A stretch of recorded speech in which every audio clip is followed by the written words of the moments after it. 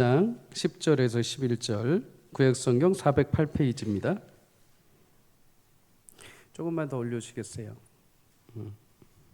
사무엘상 1장 10절에서 11절.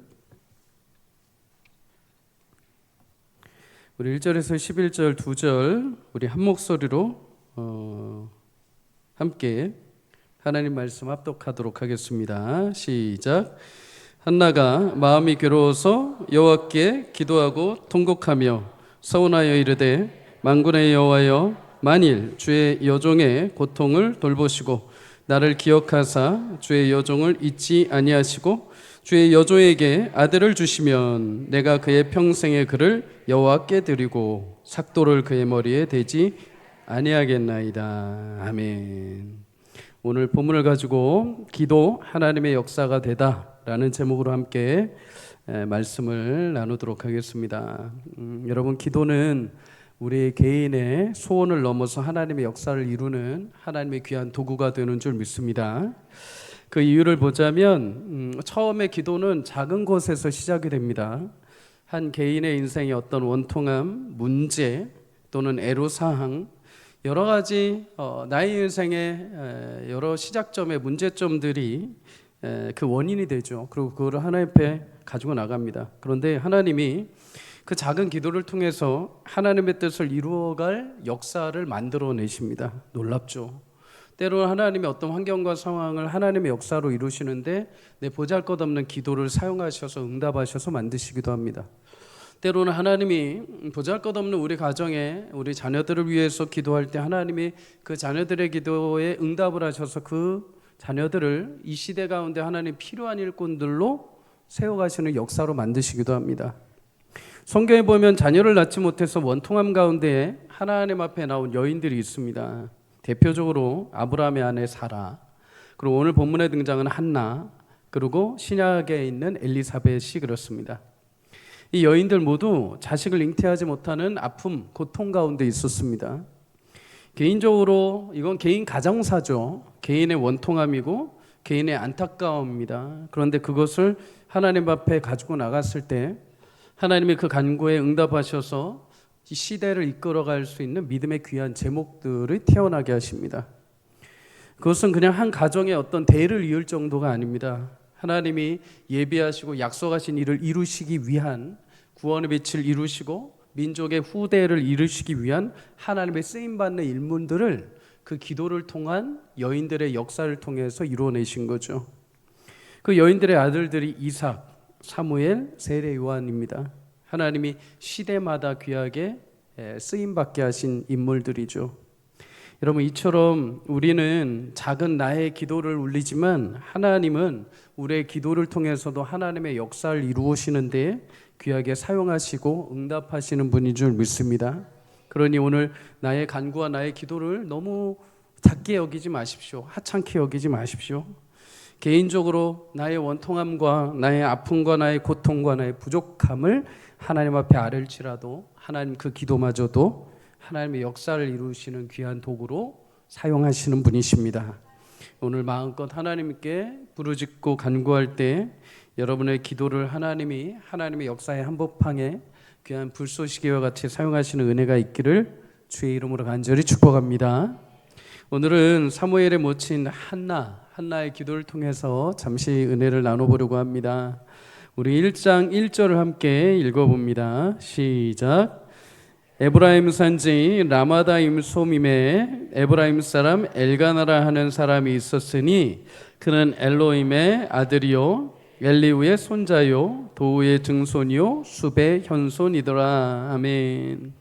한나의 남편은 에브라임에 사는 엘가나라는 사람입니다. 엘가나 이름이 두 개가 합쳐져서 만들어진 이름이죠. 엘은 하나님, 가나는 취하다라는 뜻입니다. 하나님이 취하신 자, 하나님의 소유된 자라는 뜻이죠. 그의 이름에서 알 수 있듯이 그는 레위 사람입니다. 하나님이 특별하게 세우신 기업의 레위 사람. 레위 사람들은 예루살렘 성전에서 제사장으로 섬기는 일을 하거나 아니면 순서를 따라서 성소를 섬기는 일을 했던 사람들이죠. 그 이외의 레위인들은 여러 지파들, 흩어져 있는 지파들의 성읍에 같이 가서 살면서 그 지역의 종교적인 직무를 감당했던 일도 했습니다.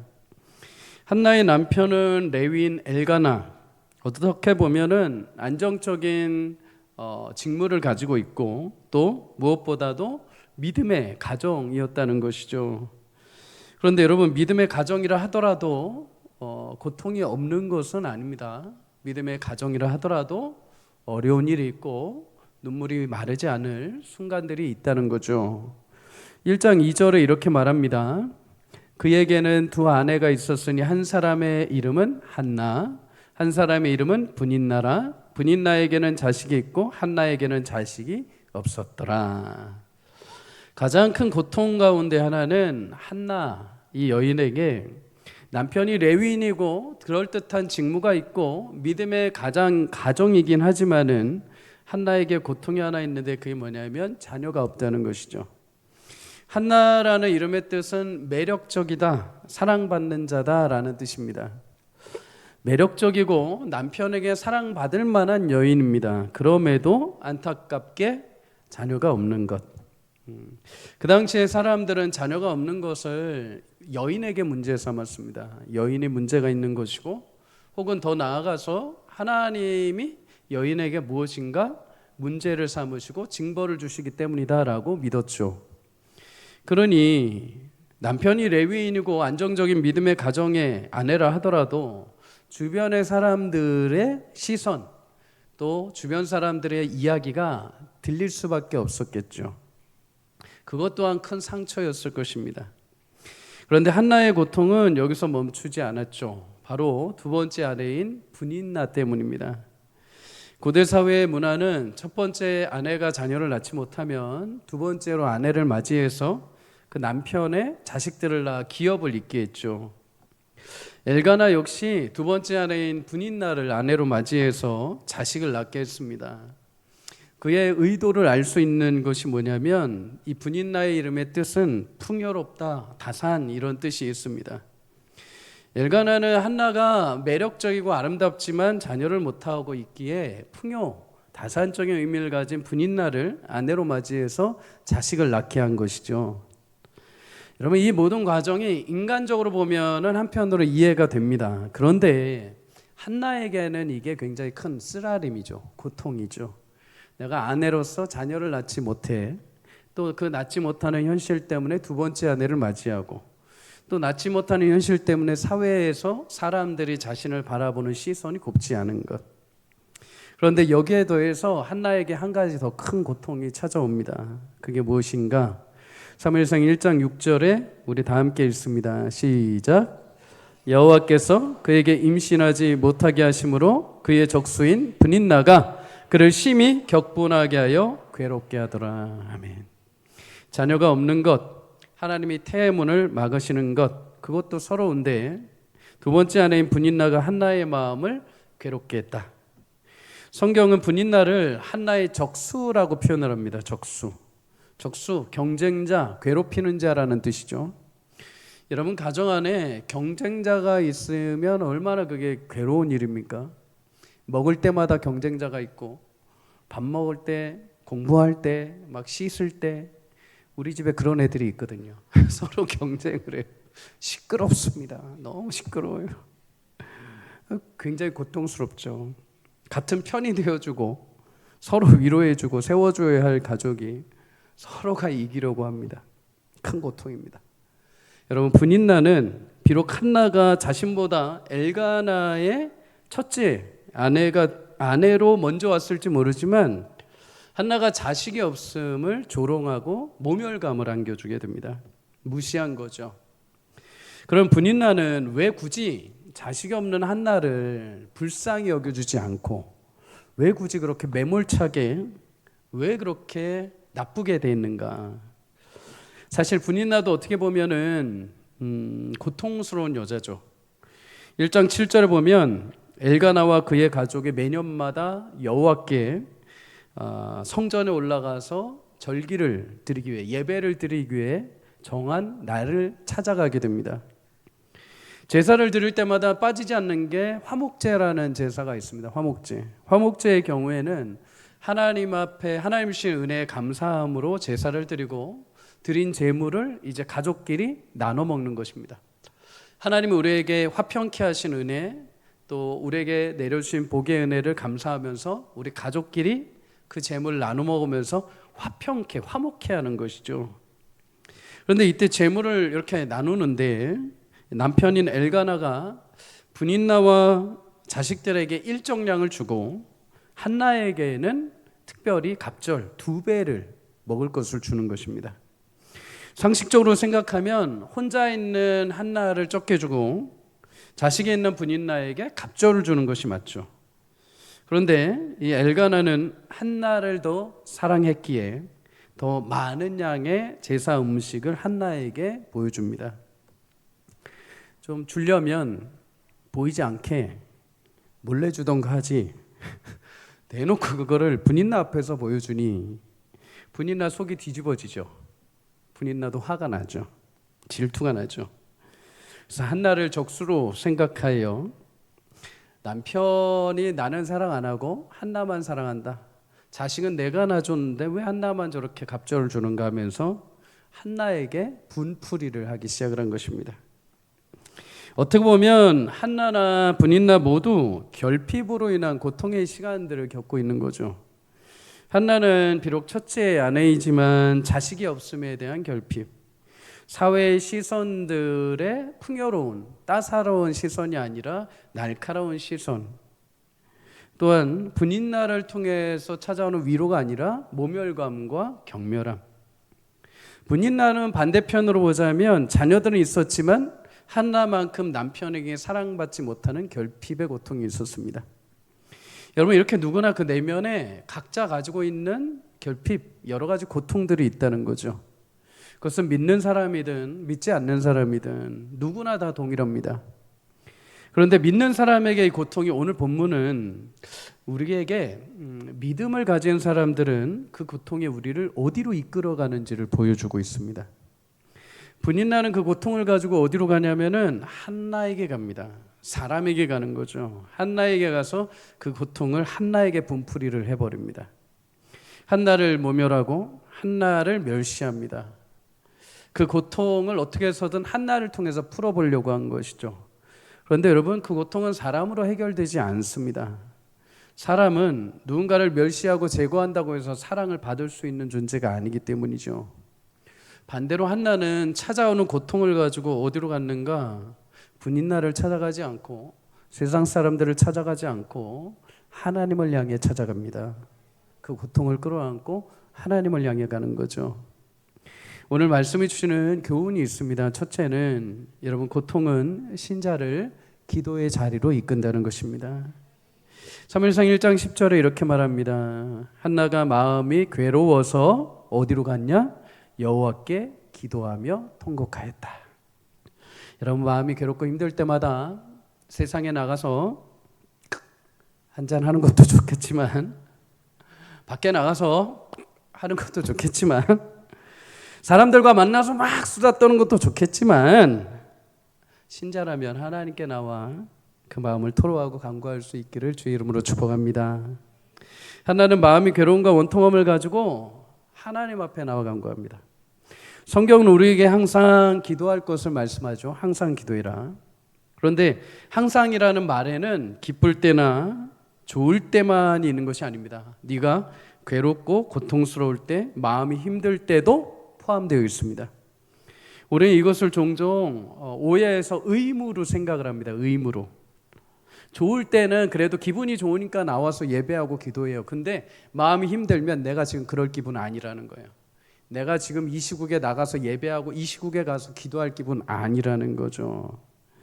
그런데 여러분, 고통 속에 있을 때 누군가에게 도움을 구하는 것은 의무가 아닙니다. 위기 가운데 도움을 구할 수 있다는 것이 있는 것은 은혜라고 말하는 것입니다. 은혜. 이것을 조금 돌려서 표현해 보자면 이런 말이 되는 거죠. 하나님은 내가 좋을 때, 행복할 때 드리는 기도만 들으시는 것이 아니오, 내가 고통과 고난 가운데 부르짖는 기도 역시 들으시고 응답하신다는 것입니다. 항상 기도하라는 의미는 내가 항상 듣고 응답하겠다는 것입니다. 그러니 기도가 우리에게 얼마나 큰 은혜이고 얼마나 큰 축복입니까? 여러분, 기도는 기다릴 필요가 없습니다. 기도는 경우의 수를 따질 필요가 없습니다. 나 축구를 별로 안 보시나 봐요. 우리나라 대표팀이 지금 경우의 수를 기다리고 있잖아요. 차례를 기다릴 필요도 없습니다. 돈을 지불할 필요도 없습니다. 제한도 없습니다. 수시로 언제든 평생 무료로 이용할 수 있습니다. 얼마나 귀합니까? 그러니 여러분, 이 귀한 기도를 썩히지 마시고 평생토록 사용하시기를 주의 이름으로 축복합니다. 한나가 하나님 앞에 간절하게 기도하게 된 이유 중에 하나는 그녀에게 고통의 시간이 찾아왔기 때문이죠. 물론 평소에도 한나 정도면 기도했을 것입니다. 그런데 더 특별하게 하나님 앞에 울부짖으며 간구하며 간절히 기도하게 만든 것은 그에게 찾아온 고통입니다. 어떻게 보면 고통이 이 여인을 기도의 자리로 이끌어간 것이죠. 그래서 고통과 기도는 긴밀하게 관계됩니다. 고통 가운데 신자의 비명과 절규는 세상의 사람들이 비명과 절규로 끝내는 것으로 멈추는 것이 아니라 하나님을 향한 기도로 향하기 때문이죠. 기도는 고통의 시간을 견딜 수 있는 힘을 주며 동시에 응답하시는 하나님으로 인해서 우리에게 위로를 주십니다. 흔히 그래서 우리가 고난이 축복이다라는 말들을 자주 하죠. 근데 실제로 고난은 축복이 아닙니다. 고난은 굉장히 힘들고 어려운 일입니다. 그거는 개인적으로 감당하기 힘든 시간들이죠. 그런데 그 고난이 나를 하나님 곁으로, 하나님을 향한 기도의 자리로 이끈다면, 그리고 하나님의 역사의 응답을 경험하게 자리로 나를 이끈다면 그 고난이 하나님이 주시는 축복이 되는 것입니다. 고난과 고통이 없는 인생은 여러분 없습니다.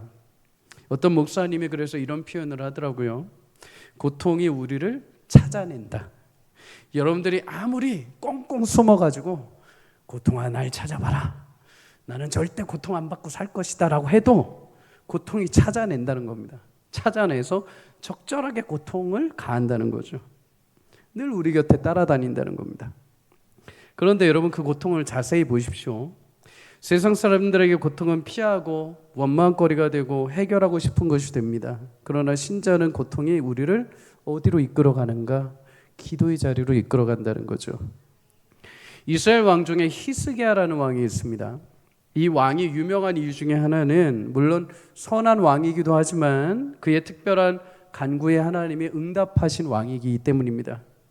히스기야가 왕으로 있을 때 아수르 왕과 그의 부하들이 대적이 와서 예루살렘을 포위하게 됩니다.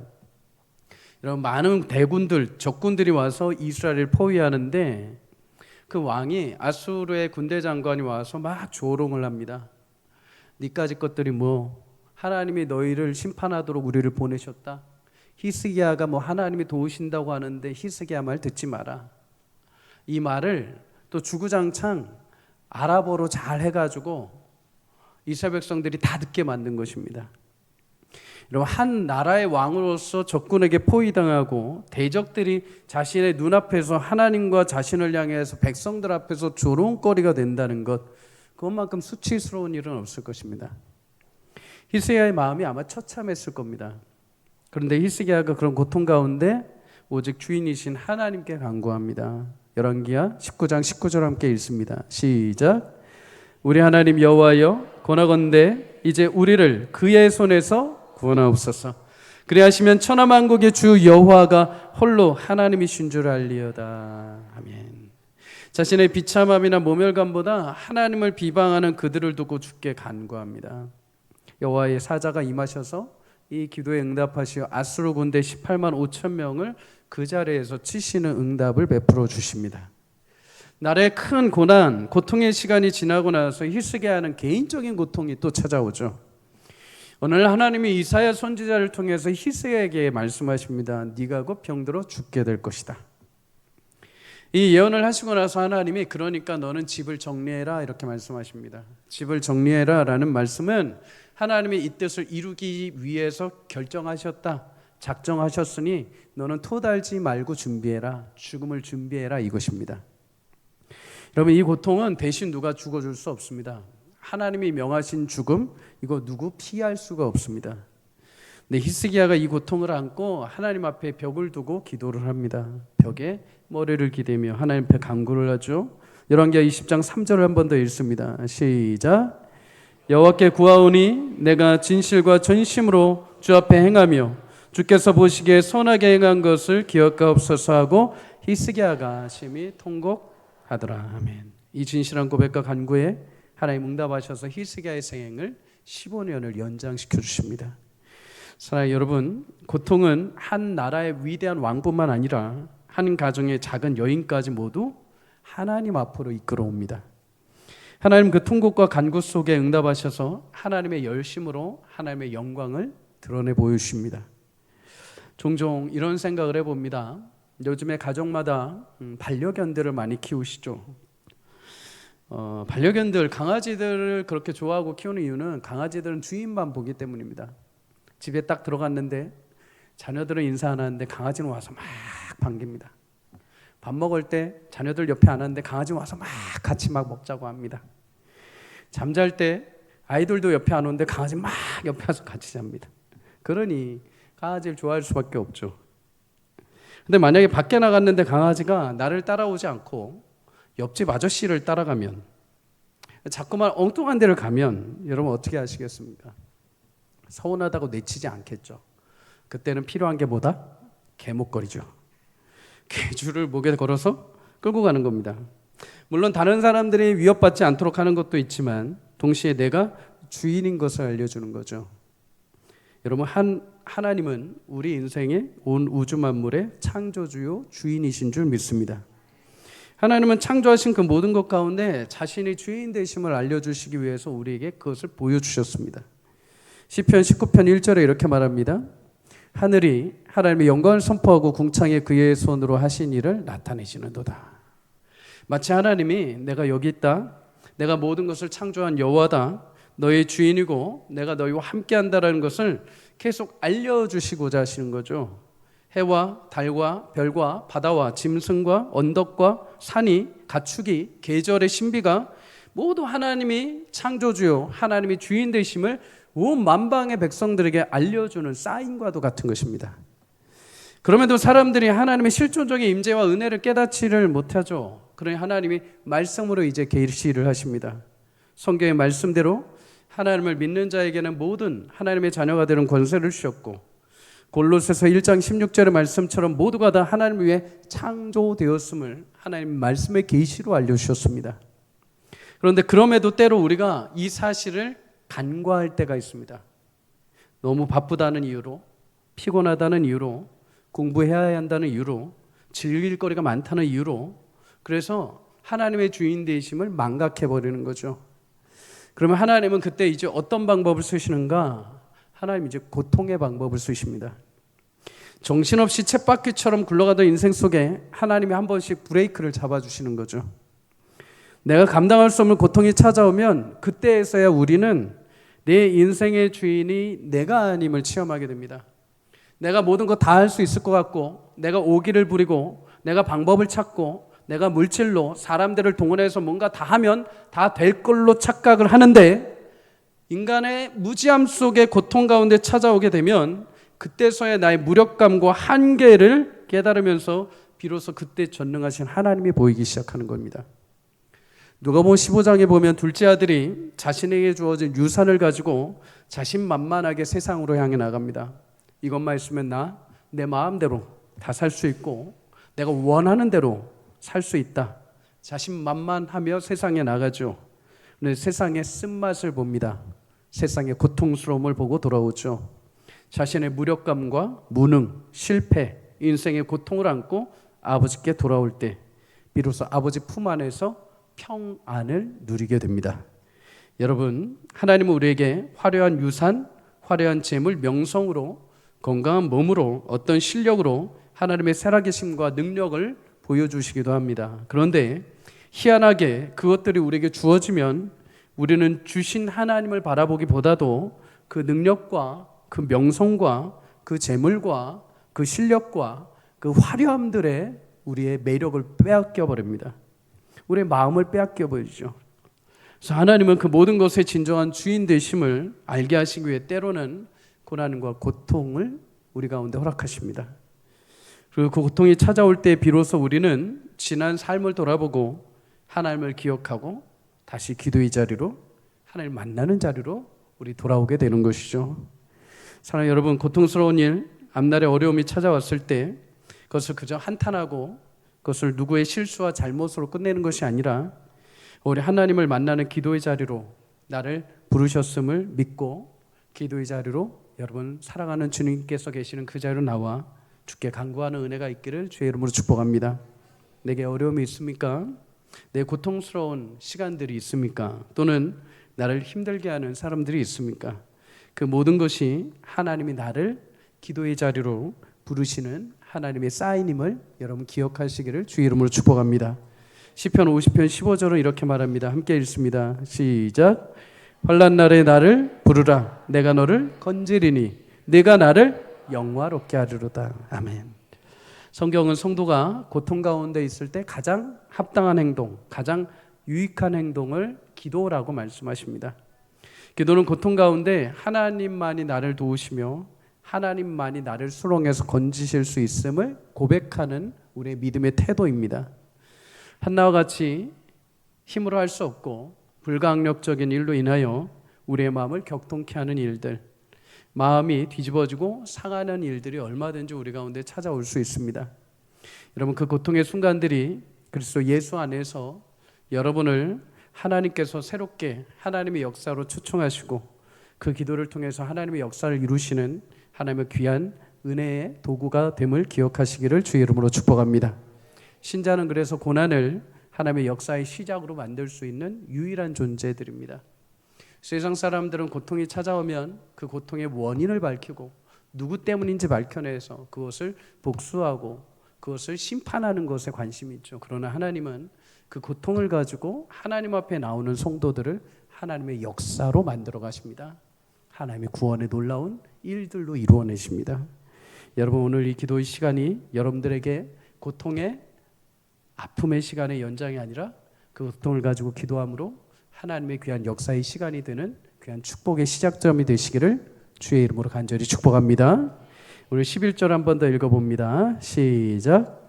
서원하여 이르되 만군의 여호와여 만일 주의 여종의 고통을 돌보시고 나를 기억하사 주의 여종을 잊지 아니하시고 주의 여종에게 아들을 주시면 내가 그의 평생에 그를 여호와께 드리고 삭도를 그의 머리에 대지 아니하겠나이다. 아멘. 여기서 우리는 나의 기도가 하나님의 역사가 되기 위한 기도 두 번째 교훈을 얻습니다. 여러분, 우리의 기도는 하나님께 맡겨드리는 것입니다. 한나의 기도에 독특점이 있죠. 바로 서원한 것입니다. 서원. 민수기 30장 2절을 보면 서원은 하나님께 자발적으로 헌신하고 순종하기로 약속하는 것을 말합니다. 서원을 하는 이유는 여러 가지가 있습니다. 야곱의 경우에는 베델에서 하나님이 자신을 만나 주셨죠. 창세기 28장에 보면 내가 하나님께서 주신 은혜대로 내가 평안히 돌아오면 하나님이 나의 하나님이 되실 것이요, 내가 오늘 베고 잤던 이 돌이 하나님의 성전을 짓는 데 기초가 될 것이요, 또 하나님이 내게 주신 모든 것의 10분의 1을 제가 하나님께 드리겠습니다 하고서 감사의 서원을 합니다. 또한 자신을 스스로 구별할 때도 서원을 합니다. 민수기 6장에 보면 나시린이라는 사람이 대표적이죠. 나시린은 평범하게 살지 않고 하나님 앞에 내 삶을 구별하여 드리기로 작정한 사람들을 말합니다. 그래서 이들은 포도주도 마시지 않고 머리를 자르지도 않고 부정한 것을 손대지도 않습니다. 평생을 하나님 앞에 자신을 구별하여 섬기고 하나님 앞에 자신의 삶을 드리는 사람들. 서원의 핵심이라고 하면 모든 것의 소유권자가 하나님이시오, 하나님이 주신 모든 것을 자원한 마음으로 주께 드리는 것, 맡겨드리는 것입니다. 11절에 한나가 주님, 이 여종을 생각하셔서 아들을 주시면 그의 평생을 여호와께 드리고 삭도를 그의 머리에 대지 않겠습니다, 이렇게 기도를 합니다. 머리에 삭도를 대지, 칼을 대지 않겠다는 것은 나실인으로 키우겠다는 거죠. 그가 바로 사무엘입니다. 사무엘. 그래서 드리다라는 단어는 원어로 나탄, 맡기다라는 뜻입니다. 맡기다. 하나님이 주어가 되시면 하나님이 나타나신다라고 하신다면 하나님이 우리에게 주신다라는 뜻이고, 우리가 나타난다라면 하나님께 맡긴다라는 뜻이 됩니다. 소유권을 인정해 드린다라는 거죠. 한나는 아들을 주신다면 저 분인 나의 코를 내가 납작하게 하겠습니다. 사람들 앞에서 제가 떵떵거리겠습니다가 아니라 그의 주인은 하나님이시오. 그의 평생의 주인이신 하나님께 그의 삶을 맡겨드리겠습니다 라고 간구합니다. 주께 맡긴다는 것은 포기하는 것이 아니요 하나님을 신뢰하는 것이고 하나님의 주인 되심을 고백하는 것이죠. 여러분, 우리 자녀들 하나님의 주인이시오 하나님의 자녀가 되게 하신 줄 믿습니다. 자녀를 위한 가장 위대한 기도, 하나님께 그의 인생을 하나님께 맡겨드리는 것입니다. 물론 맡긴다고 해서 나 몰라라는 것이 아닙니다. 한나는 사무엘이 젖을 떼기 전까지 잘 키웠고, 사무엘이 어린 시절 성전에서 생활할 때 매 절기마다 옷을 준비해서 사무엘에게 갖다 입혔습니다. 사무엘을 자신의 억울함을 풀어주는 존재나 자신의 미래 보증수표로 여기지 않았습니다. 그저 하나님 계획을 따라서 하나님이 하시고자 하시는 일을 위해 귀하게 쓰임받도록 주께 맡겨드리는 기도를 한 것이죠. 흔히 우리 부모님들 자녀들을 위해서 기도할 때 대부분 우리가 고정되어 있는 기도들이 있습니다. 잘 되게 해주시고, 학교 좋은 데 가게 해주시고, 취업하게 해주시고, 결혼하게 해주시고. 물론 이런 기도는 당연히 필요합니다. 그런데 그렇게 기도하는 목적을 우리 부모님들은 늘 기억해야 됩니다. 그렇게 얻어서 과연 무엇까지 가야 되는가? 그냥 단순히 그냥 좋은 학교 가고 좋은 직장 가고 물질을 많이 벌고 그게 끝이다면 우리는 굳이 하나님 믿을 필요가 없죠. 다른 종교에 가서 비나이다 비나이다 하면서 똑같은 걸 그냥 구걸하면 됩니다. 다른 신에게. 근데 우리 하나님에겐 조금 다른 게 있죠. 지난주에 우리는 야베스의 기도를 함께 나눴습니다. 야베스는 자신의 땅, 자신의 생활 지역을 하나님 넓혀 주십시오라고 기도를 했습니다. 근데 그 기도는 단순히 나의 땅을 많이 주십시오라고 하는 기도가 아니라 그랬습니다. 하나님이 명하셔서 우리 조상 대대로 우리 옆에 살고 있는 쫓아내지 못한 이 가나안인들, 그들로 인하여 세워진 이 우상의 제단들, 하나님이 만약에 내게 이 땅을 허락하신다면, 그들을 내쫓으신다면 하나님 이 땅에 있는 모든 제단을 허물고 하나님의 영광의 처소를 만들겠습니다. 야베스의 비전의 기도였습니다. 하나님께 자신의 미래와 소망을 맡겨드리는 기도였다는 것이죠. 사랑하는 부모님들, 우리 자녀들을 향한 기도도 이런 지경으로 넓혀져야 가야 되는 기도가 되어야 될 줄 믿습니다. 그저 학교, 건강, 물질을 넘어서 하나님 이 학교를 나와서 우리 자녀가 이렇게 쓰임받게 하여 주옵소서. 많은 물질과 지식과 많은 것들을 가졌는데도 하나님은 안중에 없고 세상 속에 많은 것들을 현혹하며 살아간다면 그 기도는 저주가 됩니다. 그러나 하나님, 내 자녀가 무엇을 가든지 간에 인생의 주인이 하나님이신 것을 알고 공부하는 목적과 배우려는 목적과 가지려는 목적 모든 것이 하나님의 귀한 도구가 되기 위하여 쓰임받게 해달라고 간구할 때 하나님께서 이 자녀들의 손에 붙들린 모든 것들을 사용하셔서 하나님의 역사를 이루어 가시는 줄 믿습니다. 자녀의 평생을 주님 앞에 내어드릴 수 있기를 주의 이름으로 축복합니다. 나의 영광, 나의 명예, 나의 자존심, 나의 노후의 보장을 위해서 자녀를 키우는 것이 아니라 하나님, 제가 주님의 자녀인 것처럼 이 아이들도 주님의 자녀입니다. 이 아이들의 앞날, 이 아이들의 인생을 주께 맡겨드리오니 주님의 손에 붙들려 드리오니 주님께서 인도하여 주시옵소서. 여러분, 기도는 개인의 소원을 넘어 하나님의 역사를 이루는 도구가 됩니다. 비록 작은 고통의 시작일지라도 하나님 그 고통스러운 기도를 통해서도 하나님의 역사를 얼마든지 이루어내시는 분이십니다. 그러니 여러분, 기도의 자리에서 나의 기도를 작게 여기지 마시고 하나님 앞에 부르짖어 간구할 때 하나님께서 그 기도를 통해 역사하시는 놀라운 은혜와 축복을 맛보기를 주의 이름으로 축복합니다. 여러분, 힘들고 고된 일들이 찾아올 때마다 그 문제를 가지고 하나님 앞에 나오십시오. 왜 이런 일을 저에게, 왜 이런 어려움을 저에게가 아니라 그 어려움을 통해서 하나님 지금 나를 부르시는 것입니다. 그 어려움이 없다면 하나님을 내가 지금 찾지 않는 것이죠. 그 어려움이 없다면 내 인생을 하나님의 인생으로 진지하게 고민을 지금 할 순간이 없는 것입니다. 그러니 하나님이 그 사람을 내게 붙여주신 거고 그 일을 내게 주신 것이죠. 여러분 그때마다 그 원인, 그 고통의 아픔을 찾으려고 애쓰는 것이 아니라 하나님 나를 부르시고 계시는구나. 내게 기도의 자료로 나를 인도해 주고 계시는구나. 여러분 기도의 자료로 그 고통을 하나님 앞에 토로하며 하나님의 은혜를 경험할 수 있기를 주의 이름으로 축복합니다. 여러분 기도는 하나님께 맡겨드리는 것입니다. 귀하게 아들을 주신다면 그의 인생을 나의 자랑과 명예로 삼는 것이 아니라 하나님의 역사를 위해 귀하게 맡겨드리는 기도. 여러분 자녀를 주께 귀하게 맡겨드리시기를 주의 이름으로 축복합니다. 하나님 그 기도 들으십니다. 그런데 여러분 꼭 오해하지 마십시오. 제가 하나님께 제 자녀를 맡겨드립니다 하면 꼭 무슨 다 목회자 시키고 선교사 시키고 그게 아닙니다.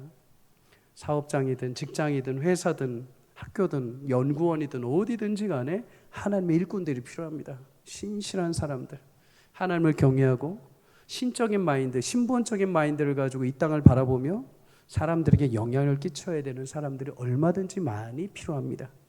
하나님 우리 자녀들이 그렇게 사용되게 하여 주시옵소서. 하나님 부모의 그 간절한 서원의 기도를 잊지 않으십니다. 최근에 제가 예전에도 한번 말씀드린 것 같아요. 내가 왜 목사를 하게 되었는가.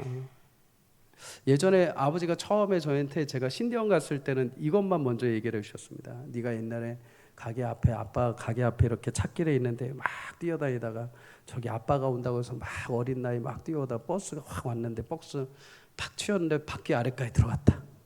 그 순간에 우리 자식 아버지 하나님 앞에 맡겨드립니다 해가지고 네가 목사가 됐다. 여기까지가 1차 그건 줄 알았어요. 왜 하필 바퀴 아래로 들어갔는지.